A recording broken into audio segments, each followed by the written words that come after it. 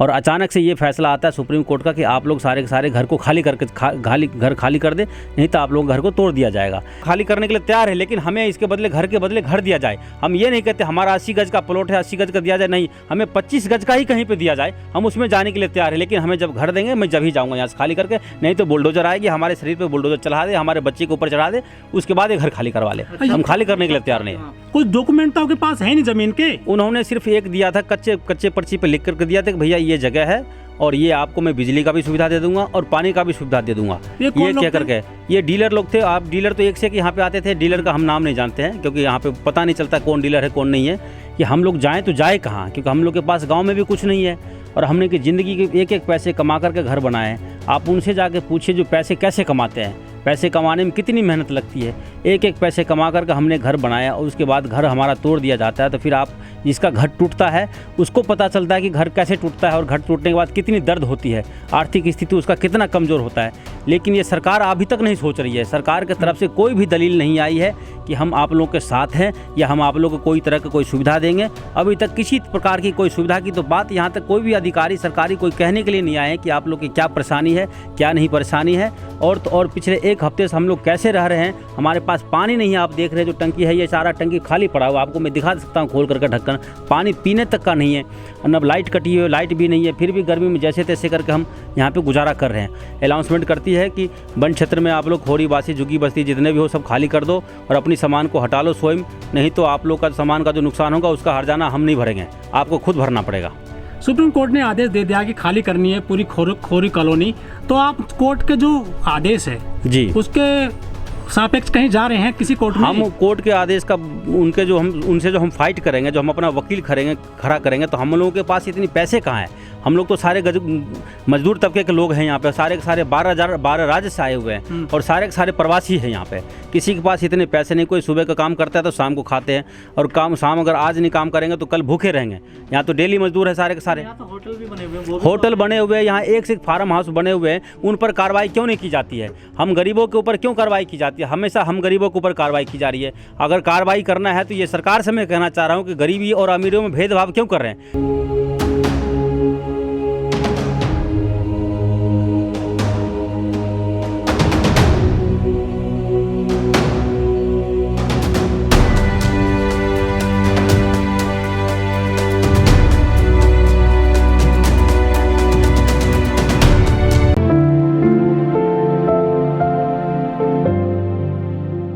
रमन सिंह जी, आप मूल रूप से कहाँ के रहने वाले? जी, मैं बिहार से समस्तीपुर डिस्ट्रिक्ट से रहने वाला हूँ। हाँ। और पिछले मैं 16 साल से यहाँ पे रह रहा हूँ।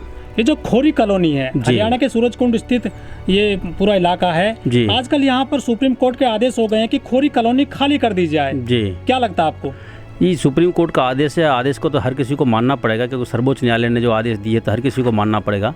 लेकिन सबसे बड़ी बात ये है कि ये जो खोरी गाँव है सूरजकुंड नियर लक्करपुर मौजा में पड़ता है ये खोरी गाँव, तो हम लोग जो है यहाँ तो सारे गरीब मजदूर रहते हैं। यहाँ 12 राज्य के लोग रहते हैं यहाँ पे, कोई एक राज्य के लोग नहीं है और सब अपने राज्य से तबाह होकर के परेशान होकर के रोजी रोटी के तलाश में यहाँ पे आए हुए हैं। अपनी ज़िंदगी की सारी जमा पूंजी कमा करके उन्होंने एक घर बनाया है, खरीदा है और उसके बाद ऊपर से आदेश ये आ गया सुप्रीम कोर्ट का कि सभी लोग आप लोग घर खाली करें तो आप लोगों का घर तोड़ दिया जाएगा।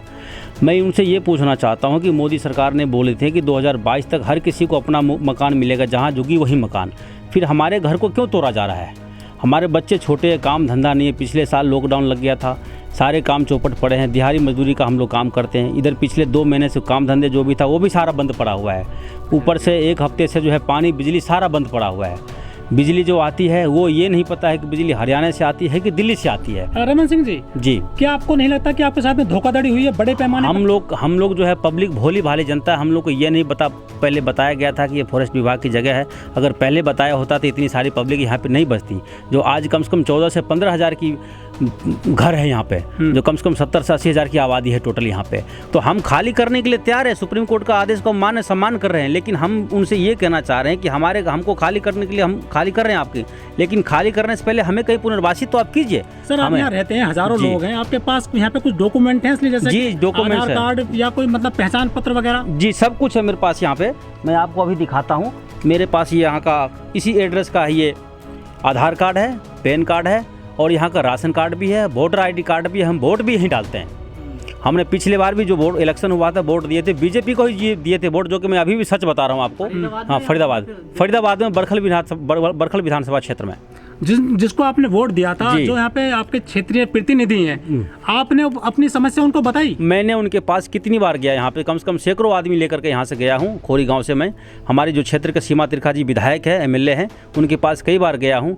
उनसे मैंने कई बार रिक्वेस्ट की है कि हम लोग की जो है मूल सुविधाएं नहीं मिल रही है, आप हमारे साथ मानव की तरह बिहेव करें और हमारी जो मूल सुविधाएं उसे आप दें, लेकिन किसी तरह की कोई भी सुनवाई नहीं हुई है। क्या वो कहते हैं कि आप लोग वैसे बस गए हो, आप लोग वैध नहीं बसे हो, अवैध कॉलोनी में बसे हुए। तो मैं ये पूछना चाह रहा हूँ कि वैध क्या होता है और अवैध क्या होता है? वैध का मतलब ये होता है कि गवर्नमेंट अप्रूवल जो कॉलोनी होती है वो वैध हो गया, और जो प्राइवेट बिल्डरों ने काटा वो अवैध हो गया। फिर लेकिन काटने का जो आपने इजाज़त दिया उसको भी तो आपने ही दिया है, और पहचानते भी नहीं। आजकल वो दिखाई भी नहीं देते, पहले तो आते भी थे इधर, कम से कम पिछले 7-8 साल से दिखाई भी नहीं दे रहे हैं। तो मतलब मोटा माल कमा कर चले गए? जी।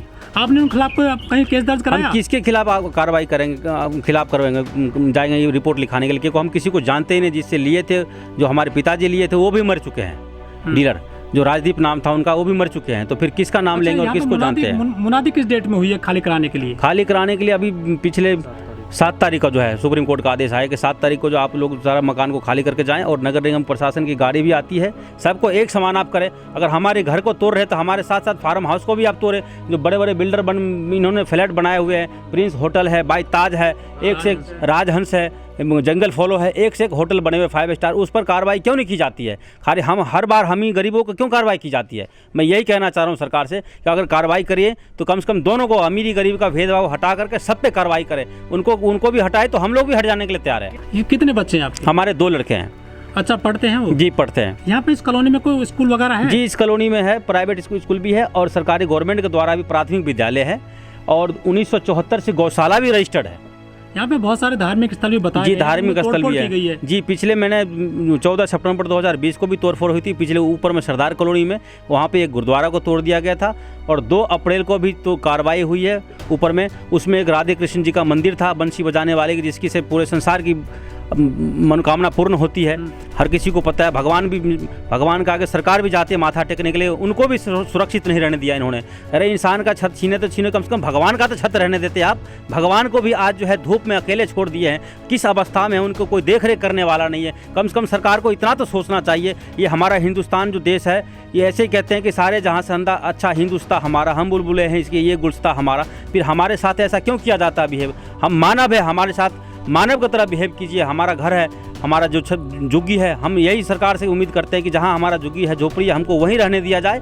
अगर हमको हटाते हैं तो इससे पहले हमें कहीं पुनर्वासित किया जाए, उसके बाद हम जाने के लिए तैयार हैं।